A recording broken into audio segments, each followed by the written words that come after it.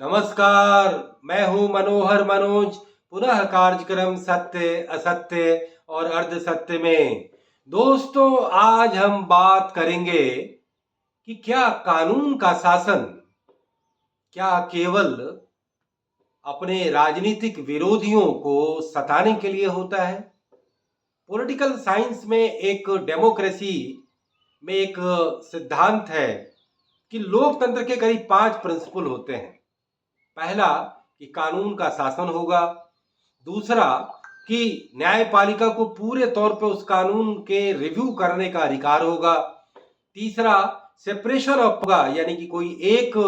सरकार में अहम नहीं होगा, विधायिका, कार्यपालिका, न्यायपालिका ये सब एक दूसरे को चेक एंड बैलेंस करेंगे और शक्ति पृथक्कीकरण का सिद्धांत। और फिर जो है फ्रीडम ऑफ प्रेस है, हर 5 साल पर होने वाला चुनाव है, वगैरह वगैरह। लेकिन दोस्तों मैंने यह रूल ऑफ लॉ या कानून का शासन यानी वह कानून जो संसद में चुने सांसदों, विधायकों, पार्षदों के द्वारा बनाया जाता है, लेकिन हम आमतौर पर देखते हैं कि यह कानून जो बनाया जाता है वह कानून लोगों को सताने के लिए इस्तेमाल किया जाता है, लोगों को फंसाने के लिए इस्तेमाल किया जाता है। ये आमतौर पर सुना जाता है कि इन लोगों पर झूठे मुकदमे दायर किए गए। दोस्तों मैं ये पूछना चाहता हूं और ये कहना चाहता हूं कि आज के इस आधुनिक शासन प्रणाली में, इस आधुनिक शासन व्यवस्था में, जहां हर खोट का इलाज होता है, जहां हर कमी का पुनरावलोकन किया जाता है, जहां पर हर चीज की पूरी समीक्षा की जाती है और उस रूल ऑफ लॉ में, उस रूल का, उस कानून का किसी को बेजा तंग करने में, किसी को नाहक मतलब कि उसे तंग तबाह करने में क्यों इस्तेमाल किया जाता है। ये आमतौर पर सुना जाता है कि कोई थाने का पुलिस किसी भी व्यक्ति को जब चाहे तब पकड़ लेता है, जब चाहे उसे किसी धारा में फंसा देता है। यानी क्या कानून का शासन पहले यह सुनिश्चित करे कि हर व्यक्ति एक एक कानून की एक एक गुत्थी जानता है,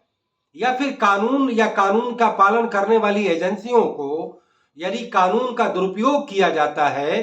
तो क्या उन्हें ज्यादा सजा देने का कानून भी होना चाहिए। जो हमारी एंटी क्राइम, एंटी करप्शन या जो प्रवर्तन एजेंसी है, जिन्हें इन्फोर्समेंट एजेंसीज कहा जाता है, जिनका काम हर तरीके के कानून व्यवस्था को रखना, संभालना और हर स्थिति में किसी भी तरीके के अपराध, भ्रष्टाचार या किसी भी तरीके की तंग तबाही या किसी तरीके की अशांति, उपद्रव को रोकने का कार्य है, तो क्या उसके बहाने वह किसी निर्दोष को, किसी मतलब कि जो उस व्यक्ति जिस चीज का दोषी नहीं है उसे तंग करने में इस्तेमाल किया जाए। दोस्तों हम ये देखते हैं और ये सुनते हैं कि सत्ता का जो निजाम है वह जब चाहे तब वह मनमानी हरकत कर बैठता है। हम ये कभी नहीं सुनते कि जो पुलिस, जिसे कानून व्यवस्था का एक तरह से रखवाली का जिम्मा दिया गया है,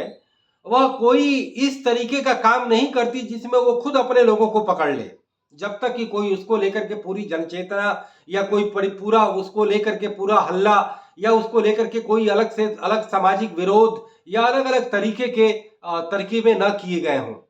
लेकिन ऐसे में ये बड़ा सवाल है कि आज की आधुनिक डेमोक्रेसी में और आज के आधुनिक सिस्टम और सरकार और समाज में क्या लॉ एंड ऑर्डर क्या केवल दुरुपयोग करने के लिए है, या केवल लॉ का इस्तेमाल अपने विरोधियों को तंग करने के लिए है, या अपने दुश्मनों को ठिकाने लगाने के लिए है, या अपने सत्ता का एक रौब गालिब करने के लिए है, या केवल अपने सत्ता के अहंकार में किसी के साथ किसी भी तरीके का हरकत करने का दुरुपयोग करने को लेकर के ये बहुत बड़ा सवाल है। दोस्तों कोई भी सत्ताधारी दल हो, चाहे वो विपक्ष में केंद्र के तरफ से विपक्ष कही जाने वाली बंगाल में ममता बनर्जी की सरकार हो, या तमिलनाडु में विपक्ष की सरकार केंद्र के नजरिए से डीएमके की सरकार हो, या फिर सत्ता तंत्र में उत्तर प्रदेश में योगी की सरकार हो, या फिर केंद्र में जो है भारतीय जनता पार्टी की सरकार हो, ये किसी न किसी प्लॉट के जरिए अपने विरोधियों को निशाने पर लेते हैं, अपने राजनीतिक विरोधियों को निशाने पर लेते हैं, ये सच बोलने वाले मीडिया कर्मियों को निशाने पर लेते हैं। ये अपनी लाइन को कोई फॉलो न करे अपनी लाइन के खिलाफ कोई अगर सच्ची बात का रहस्योद्घाटन करे उसको निशाने पर लेते हैं और कोई न कोई प्लॉट बना लिया जाता है तुरंत कि भाई इन्होंने ये किया था, उन्होंने वो किया था। मेरा मानना है कि इस देश में सरकारों को या सिस्टम और समाज के रसूखदारों को इतना अधिकार मिल जाता है कि वो जब चाहे किसी को किसी भी तरीके से तंग कर सकते हैं, तबाह कर सकते हैं, उनके खिलाफ मुकदमे दायर कर सकते हैं, उनके खिलाफ फाइलें बना सकते हैं। हमने ये टाइम एंड अगेन देखा है कि सरकार में उन सारे लोगों की फाइलें बनी होती हैं, केवल मौके का इंतजार किया जाता है कि कब वो सरकार के विरोध में जाएं और उनकी फाइलें तुरंत खोल दी जाए। और हमने टाइम एंड अगेन ये चीजें देखी हैं। हमने ये देखी है कि जब भी विरोध हुआ है, जब भी डिसेंट हुआ है, उसको दबाने का काम किया गया। ये तो डिक्टेटर अधिनायकवादी सरकारों का कैरेक्टर है, ये तो मोनार्की राजशाही का कैरेक्टर है, ये तो थियोक्रेसी जहां पर धर्म का जो वो कानून चलता है कि ब्लेसफेमी, एंटी ब्लेसफेमी का कानून है कि वहां पर आप इस निंदा करेंगे तो आपको पकड़ लिया जाएगा, धर लिया जाएगा। लेकिन लोकतंत्र में जो एग्जिस्टिंग लॉ एंड ऑर्डर की मशीनरी है या तमाम लॉज है, उसमें थोड़े दिन के लिए ही सही अगर किसी को जब चाहे पकड़ लिया जाए तो वह पकड़ा जा सकता है दोस्तों। और इसे लेकर के जो कहा जाता है कि जुडिशियरी, जिसको कि हीवियस कॉर्पस और तमाम मानवाधिकारों की संरक्षक, संविधान की संरक्षक और किसी को भी ह्यूमन राइट के एंगल से पहले जो दोषी है उसको बचाने का कार्य किया जाता है, वो देखती रह जाती है, वो सारे तमाशे देखती है। तब तक 10 दिन, 15 दिन, 20 दिन, 25 दिन, 30 दिन गुजर जाते हैं और सरकार के तरफ से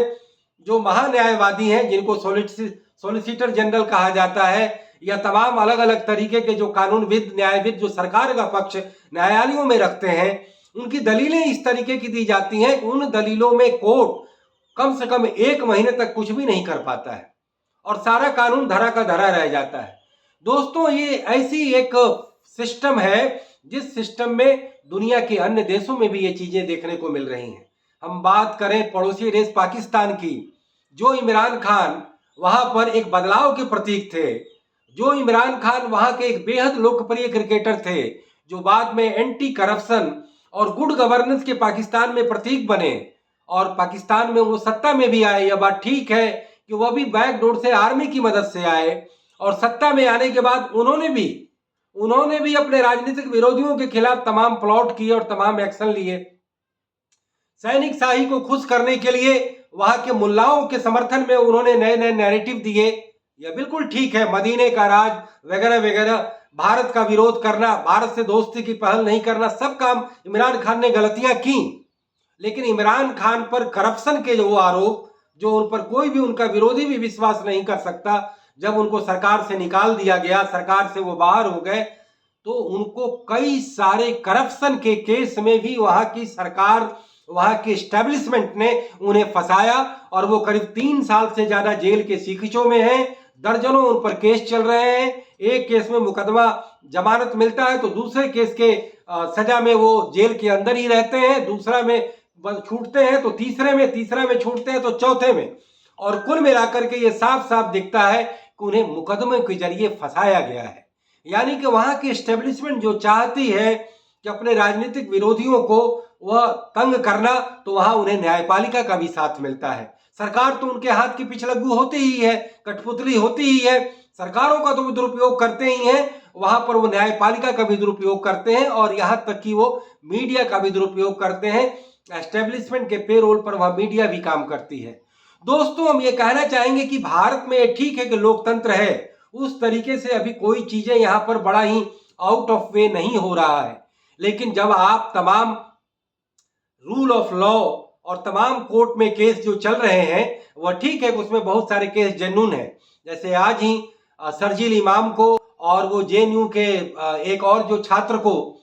सुप्रीम कोर्ट ने जमानत देने से मना कर दिया। कहीं ना कहीं इसमें सरकार का दोष नहीं है। कहीं ना कहीं 5 साल अगर कैद में रहने के बाद अगर उनके खिलाफ कुछ ऐसे आरोप और ऐसे सबूत हैं जो न्यायपालिका जिन्हें मानवाधिकार की पात्र नहीं मानती है, उन्हें जमानत देने से मना कर देती है। लेकिन ऐसे अनेकानेक सवाल हैं कि अब डिसेंट की वॉइस भारत में भी नहीं रह गई है। आज मीडिया जो है 2 खेमों में बट गया है। मीडिया